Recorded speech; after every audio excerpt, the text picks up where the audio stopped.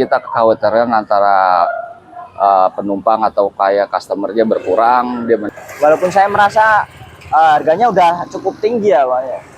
Ya, hari ini kita akan membahas tentang tarif ojol yang direncanakan pemerintah naik dari 8 sampai dengan 15%. Nah, PT Goto Gojek Tokopedia terbuka atau Goto menyatakan pihaknya akan memberikan tarif yang kompetitif dan sesuai dengan regulasi yang berlaku.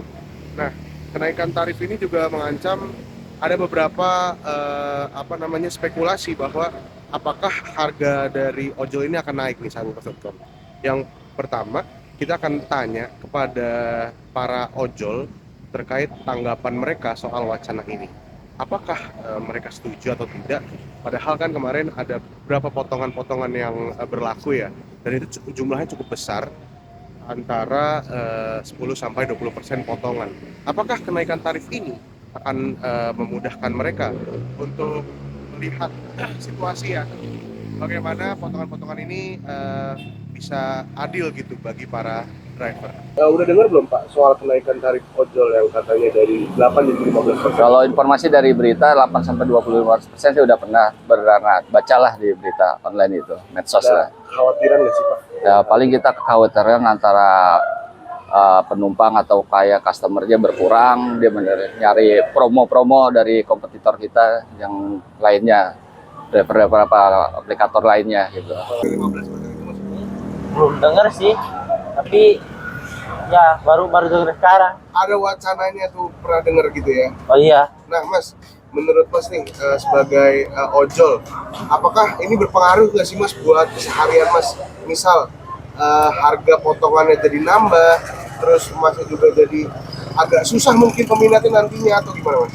Ya, kalau order bertambah itu takutnya ya membantu pelanggan doang, tapi naikannya cuma dikit. Nah ini kan sekarang juga katanya kan ada potongan untuk driver yang makin besar kan, gitu. Dan kita belum tahu nih nanti ada potongan lagi yang dimainin kah, itu Bapak khawatir juga nggak sih? Ya kayak sekarang yang ada di jalan kan potongan tambahan dari customer dipotong dikenakan biaya aplikasi 1.000 per transaksi per pemesanan. Nah, kalau dari kita sih pengennya jangan 20% potongan untuk aplikatornya, pengennya 10% lah atau bahkan 5% di bawahnya.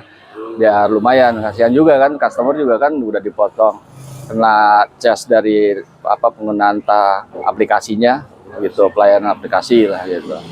Potongannya itu 20% dari Hasilnya itu. iya. Nah, kalau misalnya naik lagi dan makin sedikit pelanggan itu bisa terjadi nggak sih Mas? Kemungkinan besar terjadi sih. Itu yang ditakutin sama Mas? Iya, yang ditakutin. Padahal tapi kalau dari seharian kita sih, misalnya orderan 40.000, kalau di total kilometernya itu suka sampai 19 kilo. Jadi kalau dipotong itu paling cuma 2.000-an, nggak sampai 2.500. Yang diterima 2.000. Iya, yang diterima 2.000 per kilo. Apalagi ada kenaikan, makin dikit orangnya makin susah lagi ngejar target Mas. Iya, ya begitulah. Nah ini mengundang juga Pak untuk masyarakat jadi bisa milih ke moda transportasi lain. Apakah itu takut nggak sih Pak nanti makin sepi, makin kurang gitu pendapatan? Makin sepi udah pasti, mereka kan aplikator perang tarif lah, perang diskon, perang promonya dia, kayak promo hari ini, hari Senin, terus zona-zonanya juga kan, zona ramenya, waktu-waktunya pagi atau sore, pulang kerja, berangkat kerjanya kayak gitu aja. Ngerinya ya pastilah berkurang lah customer pasti berusaha. Sekarang aja misalnya yang tarif masih normal, belum ada penerapan kemarin juga udah sepi customer. Sehari cuma 1 atau 2 penumpang aja. Wah, jadi seringnya bawa food. Nah ini kan food juga kemungkinan bisa naik juga tarif. Bisa, udah otomatis ke situ. Udah otomatis kalau itu. Terus ada paket-paket istilahnya. Saya juga, kalau saya sih nggak ikutin paket itulah, main food itu. Apa mungkin kebijakannya dikaji lagi atau gimana? Ya kalau dari teman-teman semua, banyak kan masukannya ya yang tarif potongan 20% itu pastinya dikurangi, jangan 20%. Terus penumpang juga jangan dikasih biaya aplikasi. Nah, apalagi kenaikan lagi nih. Nah, tambah kenaikan lagi kan. Untuk bonus tambahan 8% sampai 25% agak sulit lah aplikator ngasih seperti itulah gitu. Tapi kalau memang dikasih 8 sampai 25% dari tarifnya ya alhamdulillah bagus gitu. Tadi adalah keterangan-keterangan dari para ojol, sahabat pos.com. Mereka takut ya kalau tarif ini bisa membuat pelanggan akan hilang gitu dan beralih ke moda transportasi lain. Lantas bagaimana kata pelanggan ojol tersebut? Apakah mereka akan tetap setia walaupun tarifnya nanti naik, atau mereka akan mencari moda transportasi lain? Ya, jadi berpikir 2 kali untuk naik, karena akan ada perubahan itu berat juga buat kita sebagai masyarakat. Ya tadinya bisa pesen makanan cepat, ya mikir kalau mahal ya buat apa, bisa aja jalan sendiri jadinya. Atau fasilitas untuk ojol lainnya, misalnya jadi milih kita dengan Transjakarta atau Jaklingko, karena kemana-mana jadi agak sulit kemana-mana. Masnya yang dikenakan ke customer ya. Walaupun saya merasa harganya udah cukup tinggi ya Pak ya. Kan karena saya cukup sering ya untuk menggunakan Gojek dari kosan ke stasiun dan kerjaan gitu. Jadi karena sering jadi mungkin terasa ya.